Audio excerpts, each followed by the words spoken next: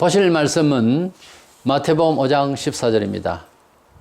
너희는 세상의 빛이라. 산 위에 있는 동네가 숨기지 못할 것이요. 아멘. 13절부터 보면은 성도는 세상의 소금이라. 소금은 맛을 위한 거죠. 소금이라. 또 너희는 세상의 빛이라 그랬습니다. 소금이 조미료 중에서 최고지 않겠습니까? 소금 빠지면 안 되죠. 근데 이 소금이라는 것이 우리 성도에게 비유될 때는 세상에 들어가서 소금 부패를 막고 맛도 내기도 하잖아요. 그래서 성도들 세상에 들어가면은 죄를 막아주고 죄를 없이 하는 오늘 운동이 돼야 되겠고, 성도들이 가는 곳곳에 일터에, 가정에, 친구 사이에, 모든 이웃에 저 사람은 여기 있으니까 참 만나는 그런 행복한 마음, 좋게 되어지는 이런 그런 문화적 영향을 끼친다. 선한 영향을 끼치는 사람이다. 이렇게 될 때에 그건 소금 역할이에요. 빛이 된다고 하는 것은 진보적이고 개량적이고 개혁되고 그리고 발전적이고 창의적이고 뭔가 삶의 여망이 보이는, 어둠을 싣고 새롭게 개혁되어지는 이런 것이 보인다. 그래서 사회에 이제 빛을 보여주는 거죠. 그 중에서 이제 빛에 대해서 집중적으로 생각을 하고자 하는데, 나에게 세상을 비추는 빛이 있는가 하는 거예요. 성경에는 너희는, 예수 믿는 너희는 세상의 빛이라 이렇게 했으니까 우리에게 빛이 어디 있느냐. 사실 우리가 스스로 빛인가 하고 세상에서 좋은 선생 소리 듣고 성자 소리 듣는 사람도 혹 있죠. 그러나 예수님이 지금 말씀하시는 이 빛은 그런 빛이 아니고 진리 빛을 말해요. 그러니까 우리에게 스스로 있는 빛은 없고 예수님이 오셔서 주신 뿌려진 빛이 반영돼서 나가는가 하는 점에 있어서 내게 빛이 있나를 돌아보자는 거지. 내가 뭐 인격이 대단해서 내가 빛을 발할 만큼 뭐 이 세상에 주요 인물이 되겠는가를 반성하는 뜻이 아닙니다. 내게 주님이 뿌려주시고 반영하시려고 하는 주님의 빛이 내 가슴을 파고 들어와서 이렇게 반영이 되고 있는가, 이걸 돌이켜보자는 뜻이에요. 이 제목 자체는 먼저 성도의 세상을 향한, 성도로서 세상을 향한 그 삶의 가치가 뭐냐, 세상을 향해서 우리의 주된 삶의 이유가 뭐냐, 어떤 영향을 끼치려고 삶의 목적을 가지고 있고 성향을 가지고 있느냐 하는 것을 돌이켜봐야 됩니다. 빛이라고 하는 포스로 되어 있는데, 이것은 영적으로 성경에서 쓰일 때에 타락하고 어두운 세상에서 어렵게 살 수 있는 그런 것을 이제 빛이라, 세상의 생명의 빛이라 이렇게도 말합니다만은, 기독교인은 뭐 어때 도 닦는 그 내 마음만 편하고 뭐 요연한 그런 종교 심리가 아니고, 기독교의 실체의 내용은 세상에서 객관적으로 문화적으로 생활 속에서 증명이 되어야 됩니다. 그래서 내가 예수 믿는 것은 집에 있다가 세상에 섞여 살다가 교회만 조용히 왔다 갔다 입 한마디도 안 놀리고 갔다 갔다 예수를 믿는 건지 어쩌는 건지도 모를 정도로 조용히 왔다, 그게 아니고 예수를 믿는 날부터 자기 삶의 현장에서 전에하고 다르게 취급을 하고 산다는 거죠. 더 성실하고 더 공의롭고 사람이 사기도 좀 치고 이러던 사람인데 전혀 말도 그런 말도 바뀌었고, 그걸 말합니다. 문화적으로 증명이 돼야 되는 거예요, 예수 믿는 사람은. 다시 말해서 기독교는 문화 속에서 기독교의 사상을 말한다는 거죠. 한국의 역사 중에 130년 전에 기독교가 들어왔잖아요. 들어오고 난 뒤에 한 100년 사이에서 기독교의 영향권에서 이루어진 문화 성향하고 그 전에 하고 비교를 해보면은 이거는 어마어마한 거예요. 반만년의 역사에 이런 그 세월 동안 이렇게 급진적으로 발전한 것은 원인이 뭐냐 이거예요. 그 외국 문물이 들어왔다고 이렇게 보면 이것은 선교사들이 와서 이제 학교하고 병원 그리고 사회활동 이런 부분에서 적극적으로 문화의 개량과 개혁과 그런 창의력을 불러일으킨 거예요, 온 국민들에게. 그래서 깨어난 거죠, 말하자면 개화가 됐다 그 말이에요. 그래서 문화적으로 엄청난 발전을 가져왔고 그 성향으로 이렇게 세계적인 무대에 한국이라는 나라가 발돋움한 겁니다. 세계사적으로 다 그랬어요. 다 그랬어요. 하나님을 모르는 문화권에 문명권에 있는 사람들하고 같은 그런 나라에도 기독교의 영향을 입고 그런 정치 체제를 받은 나라는 잘 돼 있어요, 보면.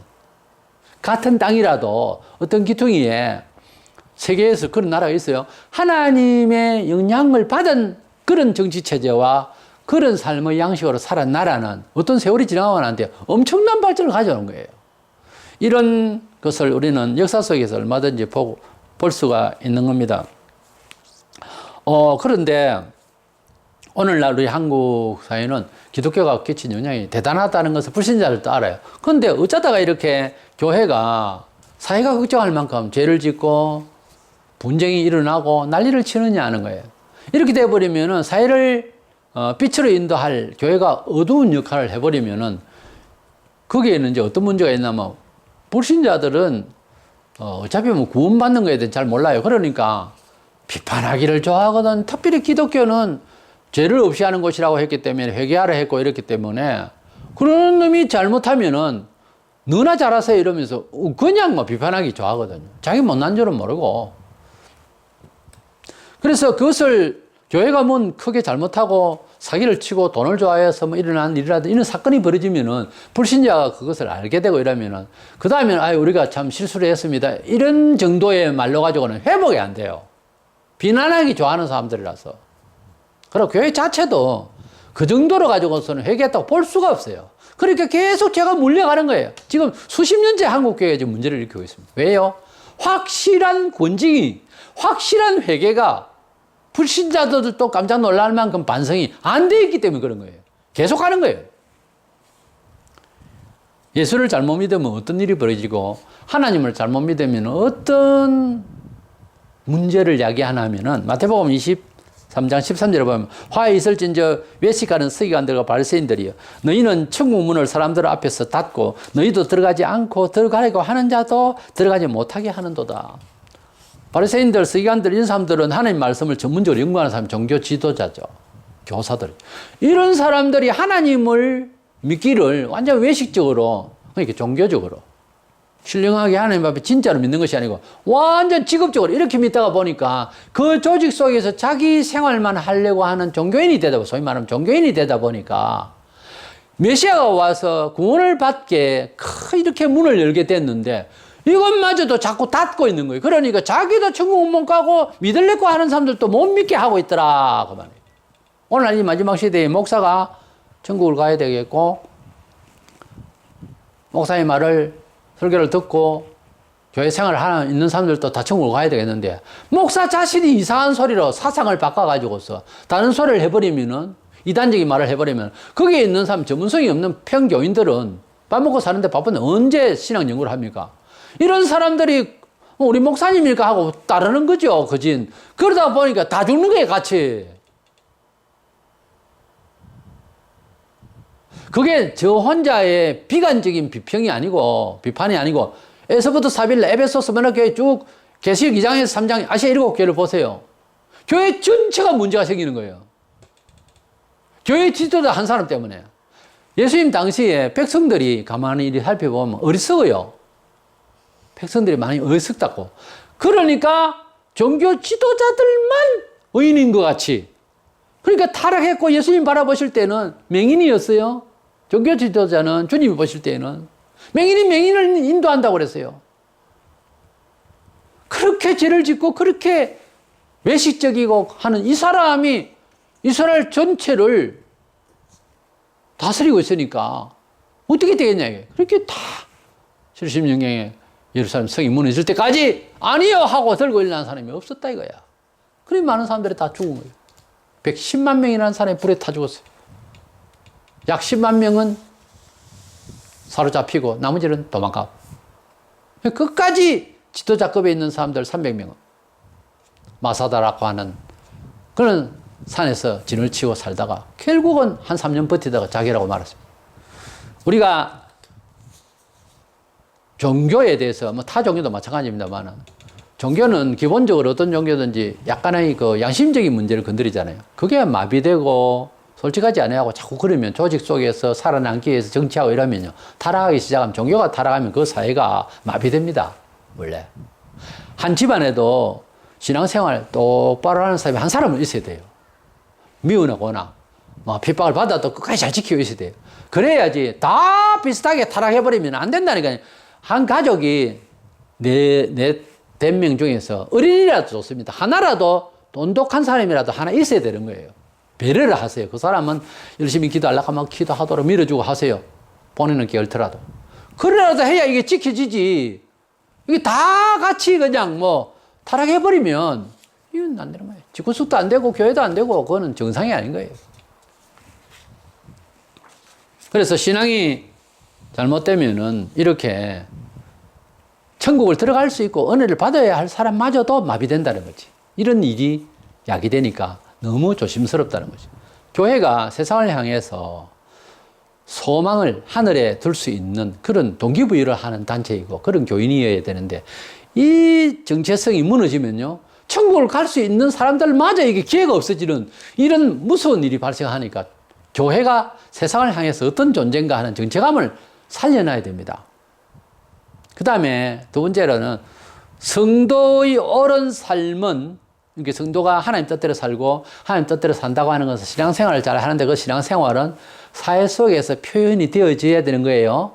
또 다른 거 아닙니다. 그 바로 살아야 되는 하나님 뜻대로 살아야 되는 그 표현은 숨길 수가 없이 문화 속에서 나타나는 겁니다.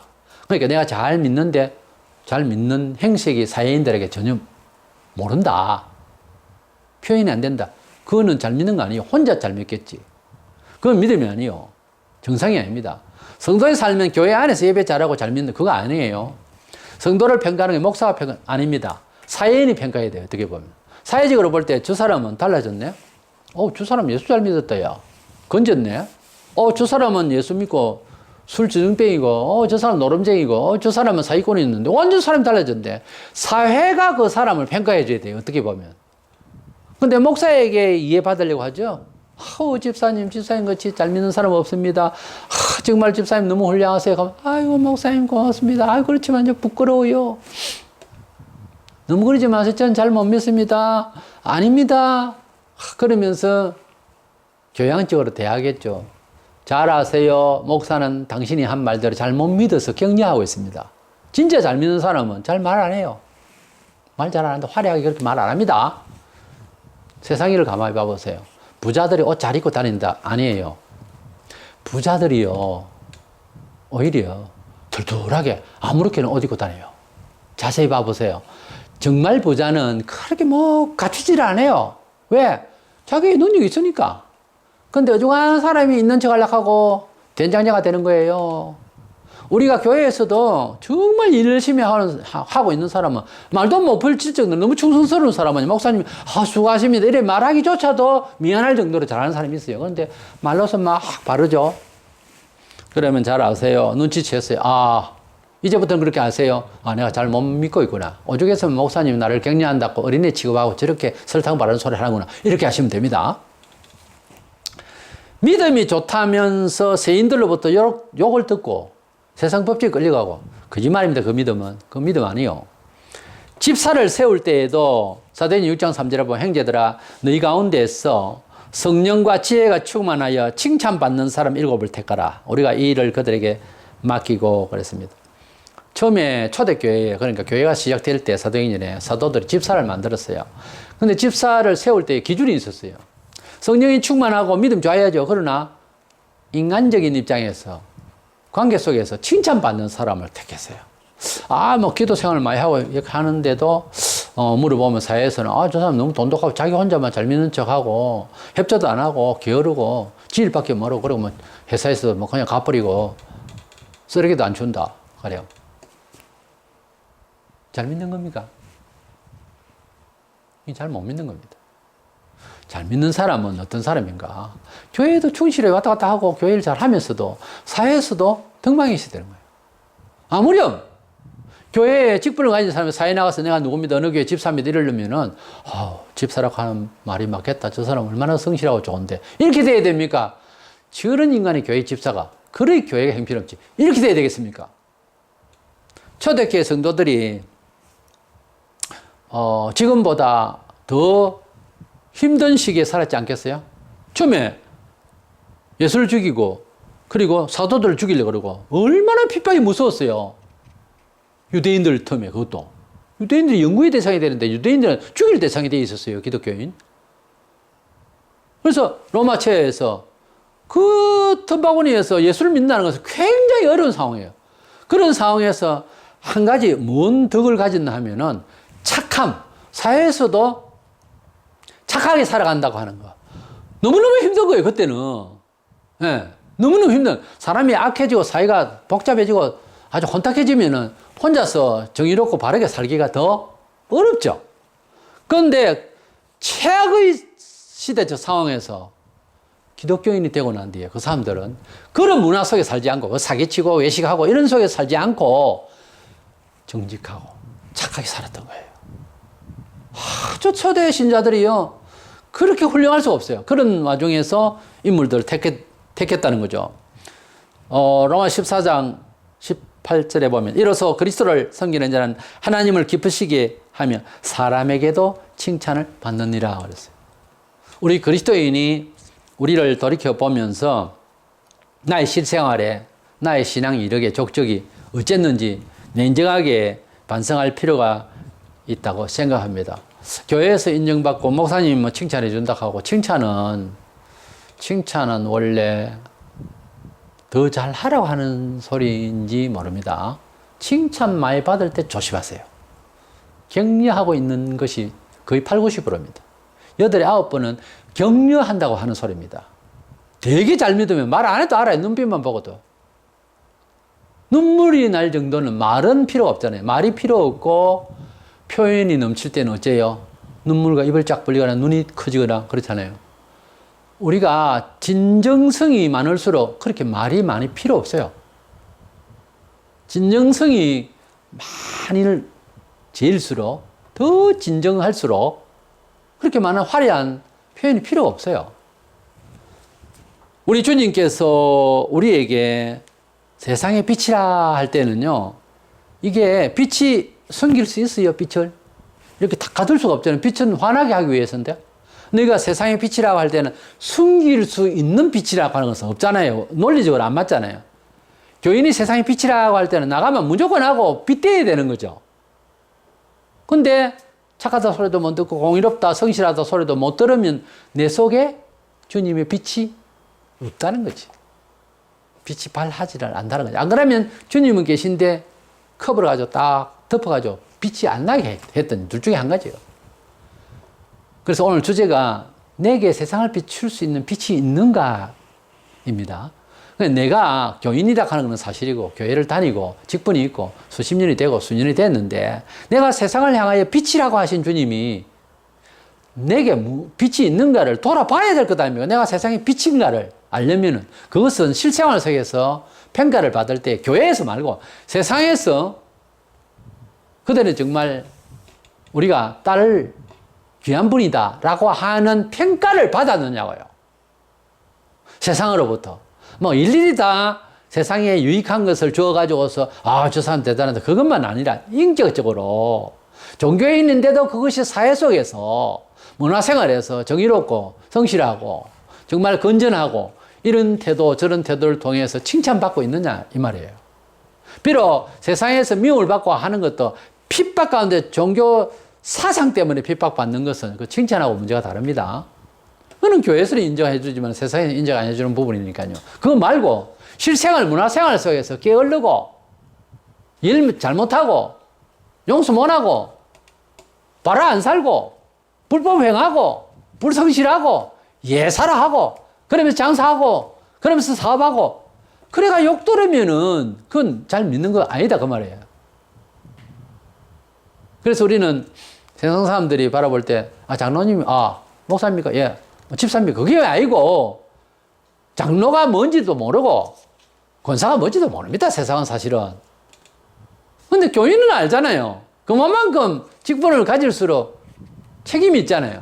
직분을 안 가지도 하나님의 백성이라고 하는 건 세상의 빛이라 하니 내게 세상을 비출 만한 빛이 있는지를 돌아보자 그거예요. 돌아보는 방식은 내가 세상에서 평가를 받을 때 뭐라고 하더냐고요. 세인들이.